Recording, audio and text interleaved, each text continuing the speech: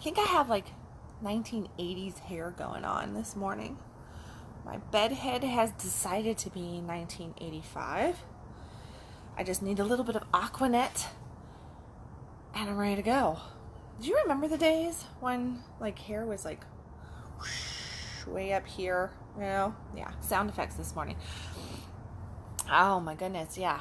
I remember those days. I might be telling up my age, but everybody should know how old I am anyway, right? No, I did. As soon as I sat down, I was like, oh my God, my hair is like 1985 sticking up that high. I've got bangs of the 80s and the early 90s and stuff. I remember the girls in high school in freshman year having hair that was standing like up to here. And even back then when I was part of that whole thing, I couldn't figure out how the girls got their hair to stand so perfectly straight up. Hey, morning, Craig. It was crazy. Even in the midst of it, I thought that it was crazy. Looking back, I'm just like, the things us women do and girls do to their hair, right? And to our faces and to all this different stuff. We just have all this anxiety about what our hair is doing, about the makeup we have on or don't have on, about perfume, shaving our legs, not shaving our legs, shaving our other things, not shaving our other things, what brand of clothes what brand our clothes are, our shoes, our purses. And at the end of the day, none of it really matters, right? None of that matters. All that really matters is how comfortable you are with yourself, how much you are in love with yourself, which actually comes to today's topic. Today's topic being letting go of busy and overwhelm. So I was in Belize all last week. And the thing I love about Belize, at least the part that Addison and I was visiting, we were on San Pedro Island, which is actually a peninsula. And I got to get pictures to you guys because it was amazing. It was beautiful. But the busy has definitely crept in since I've been back. It's a wonderful thing about travel. You go off and you travel and it's just like ease and flow for the most part. And this is actually the first trip that I can say that I didn't get a whole lot done. Business wise, we went and we were just, it seemed like it went away. The trip went so quick, but at the same time, while I was there, I felt like I was in some time warp. Every time I looked at the clock, it was like only 15 minutes had gone by and it felt like it had been an hour and a half. And I love that kind of stuff when that happens. But Belize itself is one of these places where it really settles you into just slowing down, and just like chilling, and we there on off season, which that definitely helps. So you didn't have the hustle and bustle of all the crazy tourists, which is definitely the way I'd like to travel. But it was, it's just a slower pace. And that's kind of needed especially us Westerners. We really get up and go, and we just go, go, go, go, go. And it's like we put on on this pedestal, we put the concept of that busy means that we're successful. Busy means that we should be happy. Busy means that we should be achieving the things that we want, that we are achieving the things that we want. Busy in production it looks productive, and busy and productive are not the same thing. Okay, we make joke. You remember the joke of like, they're just doing busy work. They're just moving paper, right? Well, we live our lives moving paper. We do. We live our lives moving paper, and we think we're getting all this really important stuff done, when in fact we're not. All we're doing is causing ourselves stress and anxiety and overwhelm and fatigue, and we're just burned out. We are a burned out population. And I look at other populations, and do they get burned out? Oh, fuck yeah. Yeah, they do.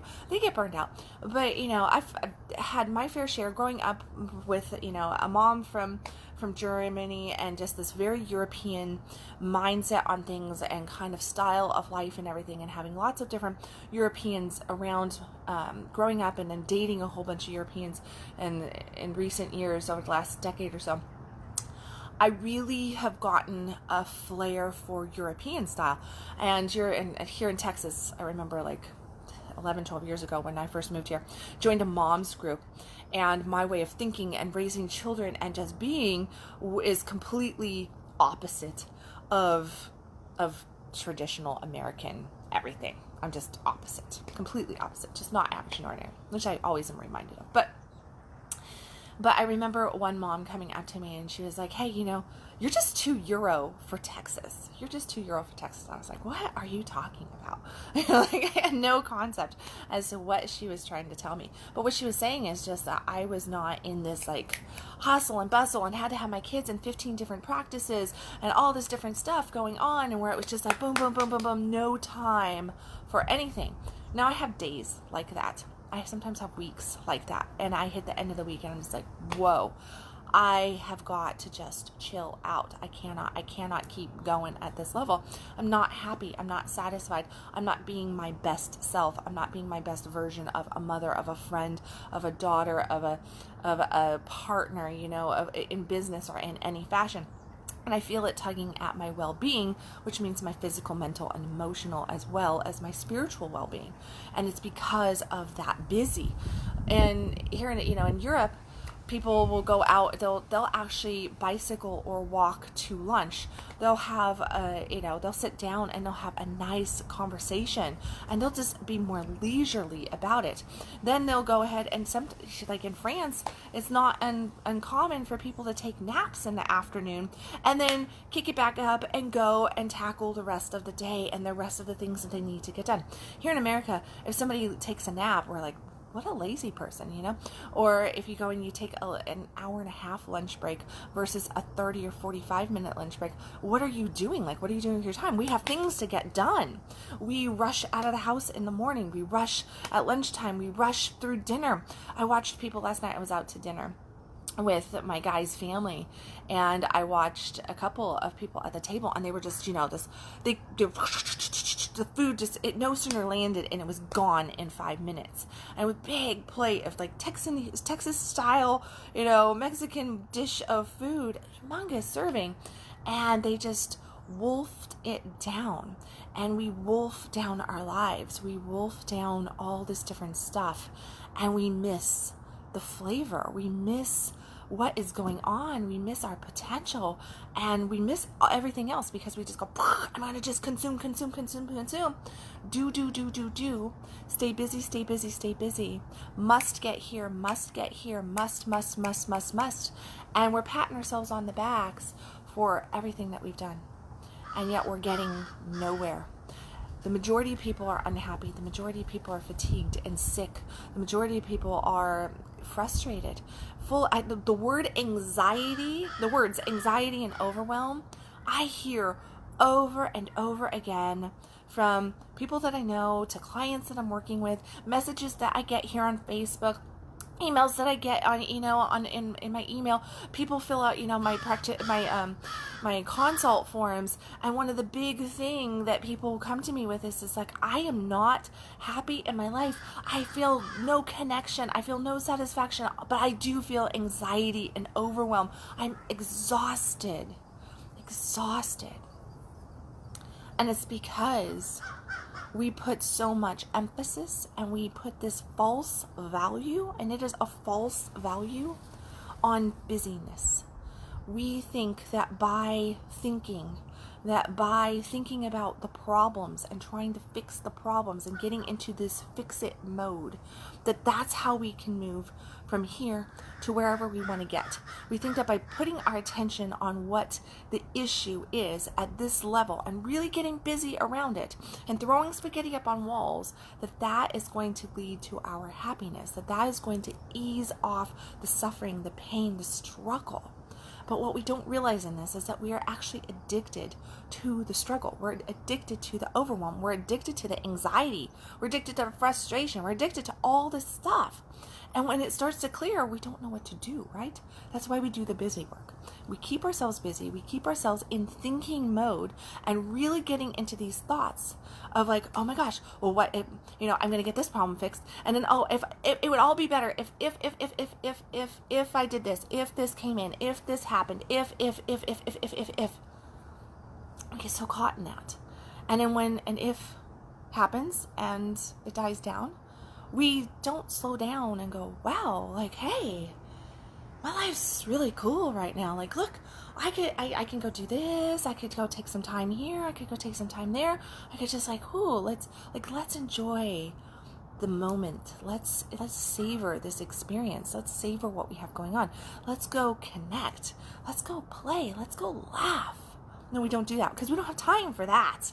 No, we're going to set a clock for going out to dinner. We're going to set a clock for the date. We're going to set a clock for, taking even just a relaxing bath, or going to the sauna or the spa, or even to like yoga class. And, I made a comment a couple weeks ago that when you go to yoga class, at the end of the class, you have like 5-minute period where you're just laying, and you're just laying in a dark room.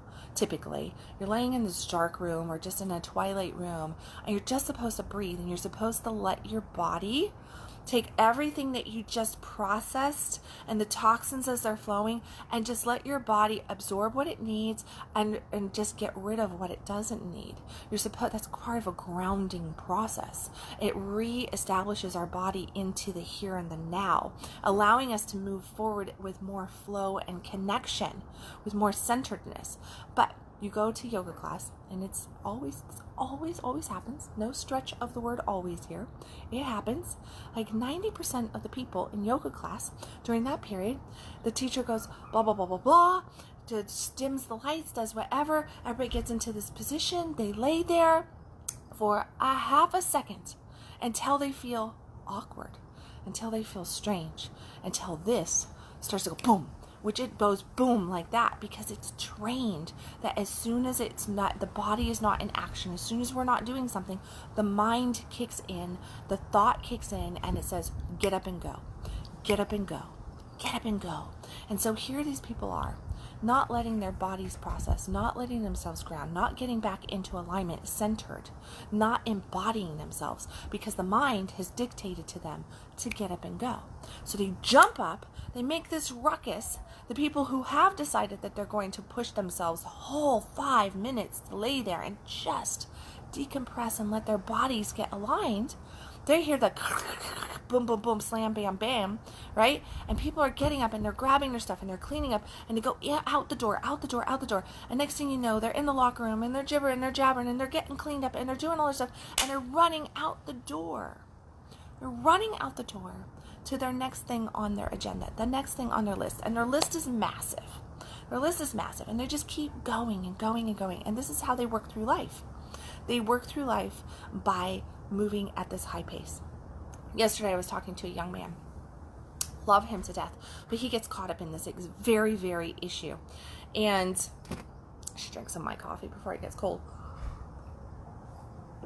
He gets caught up in this issue that we're talking about here, where it is just this massive amount of busy and feeling like he needs to do all this different stuff and that he's not productive if he doesn't get 1,000 things accomplished in 1,000 different areas every single day.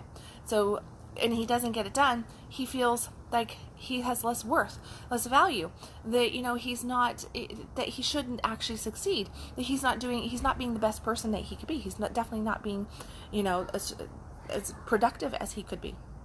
And my message to him yesterday in our coaching session was to pick 3 to 5 things. 3 to 5 things. And you're going to find this, if you study Tony Robbins, if you study any of the great leaders, any of the great business people out there, visionaries and game changers of our world, the successful, the 1% of the 1% of people. Okay? So we all want success. We all want well-being. We all want happiness. We all want abundance. But we forget to follow the leaders who have figured out some of these little things. And what you're going to find is that the people who have figured out some things and actually have that stuff going on the majority of the time, because nobody has it all the time, but the majority of the time when they have that going on, why they have that going on so much, and why they have built the lives with the beautiful flow and ease and creation that they have, is because they figured out some key points. One of them, success strategies, is that the night before you go to bed, to take your mind off, is to pick 3 to 5 things that are, like, to put it into Stephen Covey terms, these would be, I think it was Covey, yeah, and First Things First. If anybody's ever read the book First Things First by Covey, I believe this is from that book. I don't know, that was like 20 years ago that I read it, so I'm pulling from a 20-year memory. what he talks about in there is the boulders. And, like you should always do the boulders first. Like, what are those big things, those big ticket items that you need to accomplish? So you have these boulder items. Well, if you take 3 to 5 boulders a day, you write them down the night before. So you have all this stuff on your mind, right? It's hard for you to get to sleep. It's hard for you to get a good night's sleep. You wake up in the morning and instantaneously your brain goes, go, go, go, go, go, go, go, go, go. So you don't take that slow down period. Okay, you don't take that slow down period. Instead, you just get up and you go. And now you have anxiety and frustration and overwhelm. And you start your day like this because you never even got embodied on the front end of your day.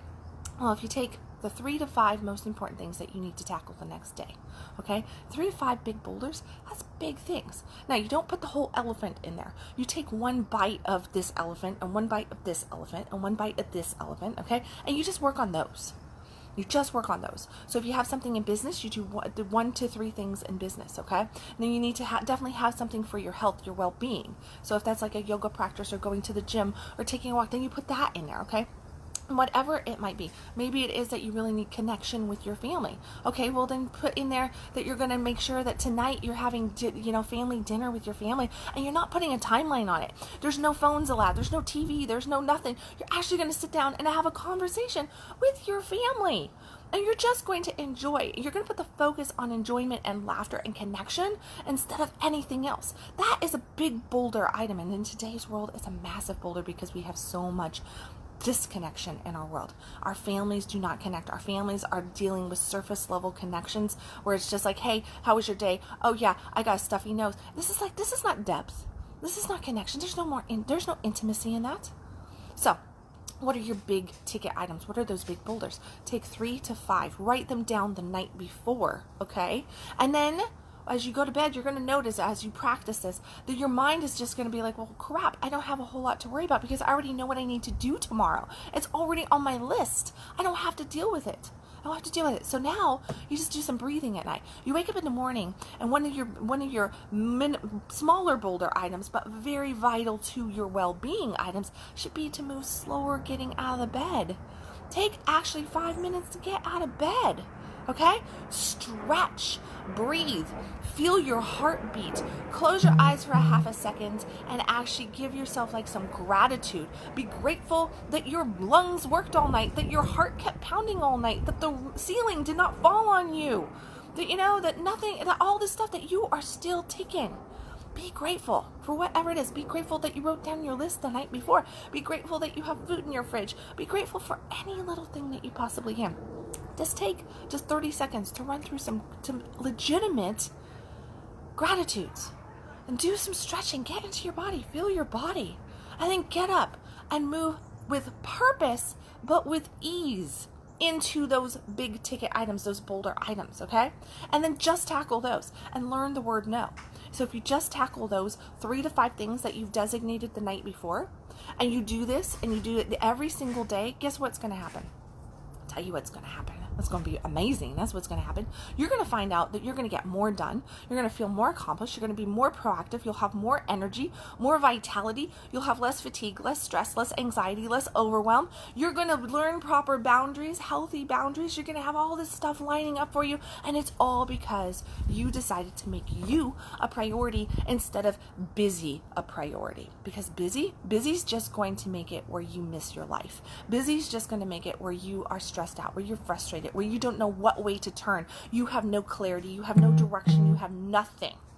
Okay? That's what busy is going to happen for you. So if you slow down and you get really, really focused on you and on just these 3 to 5 things, guess what? Yeah, you're going to have amazing happen. And you're going to find out what true productivity is, how you can actually have great success, and how you can still have time to live this life. Because that's what you're here for. FYI, you are here to live, not to pay your bills, not to worry, not to be stressed out. If you are living in overwhelm, anxiety, stress, frustration, fear, if you don't know what way is up, then you're not in alignment. You are not doing the things that you really need to be doing for your own well-being. You need to readjust this and get into you. That's what has to happen. You have to get there. Otherwise, you're never going to be able to get out of it, because busy is addictive. Busy is really, really addictive. And we all are guilty of it. We all do it. We have moments in time that we do it. But this is one area that you can control, that you can get a hold of. And this is the one area that I can tell you, from working with thousands of people and doing so many different trainings and so much stuff through the years, no matter what, this is probably one of the biggest key items next to, I just wish that my partner would have more sex. I just wish that I had more connection and intimacy with my partner. And then the big money thing of, I just wish I had more, everything would be better if I had money in the bank. Well, all that is fine and dandy, and you can have all that, but you're never going to have that. Never, ever, ever will you have that if you remain too busy to actually enjoy it. So I want you to take the bit of homework that I've given in here, and it's homework, but it is this like life design work. This is the work that is going to get you the dreams that you want, the visions that you want, everything that you desire you can have, and you can have the vitality and the energy for it, and you can call in more than what you can ever imagine. But you've got to get this little bit right. You've got to get into that alignment. And if you don't have space, if you don't have time to get into alignment, to embody yourself, then guess what? It's never going to happen, because life will continue to happen. Busy will continue to happen. And everybody else out there in the world is always going to think that you should take time for them over you. That you should put their stuff as your priority instead of your stuff as your priority. And anybody who tells you that being selfish is not good is probably very, very selfish, because guess what? What they're wanting is they're wanting just that. They're wanting you to think that they're more important than you, and that their stuff is more important than you. But funny little thing, if you remain so busy and you make everybody else your priority, and you make everything else more important than taking care of you, more important than these 3 to 5 big boulder things, so that you can reduce your busy and reduce your overwhelm and your frustration, your anxiety. If you put everything else out there, you're going to remain not feeling happy, not in well-being.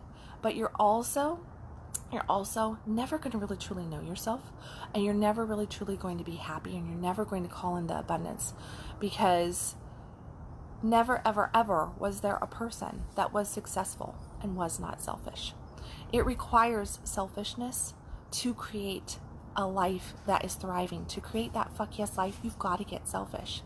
And you're actually here to be selfish. You're here to learn about yourself. You're here to see the beautiful creator that you are, and to know that you're worthy. And you are worthy. You don't have to go and create busy work to become worthy of anything, okay? You don't have to go and do anything to become worthy. You just are. But you're never going to be able to feel that if you don't create the space, which means get selfish with your time. Learn no. Learn what you want and what you don't want. Be okay with saying, this is what I desire. This is what I'm not good with that. It's okay to say no. It is. Give yourself permission to do that, and give yourself permission to slow the fuck down. Slow down. Take the time for you. Create these 3 to 5 things every single day. Make that your practice. And if you just do this and you do nothing else, if you ignore anything else that anybody tells you, and you just do this, and this is like probably, I don't know, I'm stealing from Covey and from John Maxwell and from Ogmandino and from some of the greats out there, Napoleon Hill and all these people, and in spiritual practices and everything. Well, guess what? I mean, you can even take it all the way to Jesus. Yesterday my conversation was actually, Jesus came in and somebody said, well, it's not right for me to ask for time for myself. And I laughed. I was like, okay.